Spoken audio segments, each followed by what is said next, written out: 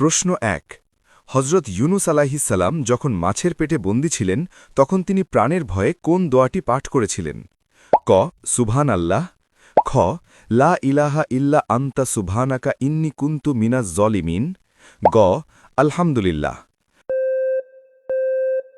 সঠিক উত্তরটা জানার আগে ভিডিওটিতে লাইক দিয়ে দ্বীনি কাজের অংশীদার হন।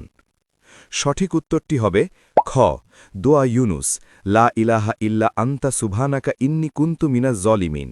ইউনুস আলাইহিসসালাম একটানা ৪০ দিন মাছের পেটে অকার অবস্থায় জীবিত ছিলেন। তিনি যখন মাছের পেটে বসে এই দোয়াটি পড়তেন তখন সাগরের মাছ এবং পাথররাও তার সাথে জিকিরে শামিল হয়েছিল। এই দোয়ার বরকতে আল্লাহ মাছকে নির্দেশ দেন তাকে উপকূলে উগড়ে দেওয়ার জন্য। বিপদে পড়লে এই দোয়া পড়লে আল্লাহ অবশ্যই সাহায্য করেন। প্রশ্ন ২। কোন নবী জীবন্ত অবস্থায় আজরাইল আলাইহিসসালামের সাথে জান্নাত দেখতে গিয়ে আর ফিরে আসেননি এবং এখনও সেখানে অবস্থান করছেন? ক হজরত ইদ্রিস আলাইহিসসালাম, খ হজরত লূত আলাইহিসসালাম, গ হজরত ইসমাইল আলাইহিসসালাম।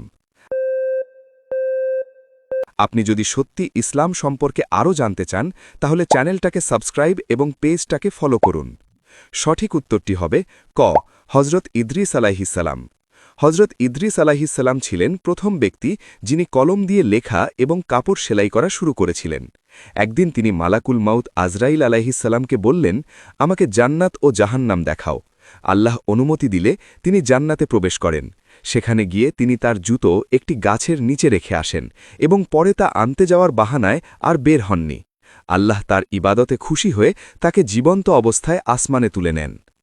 প্রশ্ন ৩। কিয়ামতের আগে আসা মহাপ্রতারক দাজ্জালের কয়টি চোখ অন্ধ থাকবে? ক ২টি চোখই, খ বাম চোখ, গ ডান চোখ। উত্তরটা জানার আগে ভিডিওটি শেয়ার করুন। একটি ভালো কথা শেয়ার করাও সাদাকা। এই জ্ঞানটি শেয়ার করে আপনিও সাদাকায় জারিয়ার অংশীদার হন। আপনার হয়তো একটি শেয়ার হাজারো মানুষকে সঠিক পথে আনবে। সঠিক উত্তরটি হবে গ ডান চোখ। নবীজি সা বলেছেন তার ডান চোখটি হবে আঙুরের মতো ফোলা এবং কানা। নবীজি সা দাজ্জাল সম্পর্কে উম্মতকে সতর্ক করে বলেছেন যে তার কপালে আরবিতে কাফ ফা র অর্থাৎ কাফের লেখা থাকবে, যা কেবল মুমিনরাই পড়তে পারবে। সে নিজেকে খোদা বলে দাবি করবে এবং অনেক অলৌকিক ক্ষমতা দেখাবে, কিন্তু সে হবে একচোখা, আর আমাদের রব মহান আল্লাহ একচোখা নন।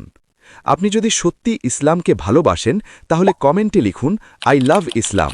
আপনি কয়টি প্রশ্নের উত্তর দিতে পেরেছেন কমেন্টে জানাবেন।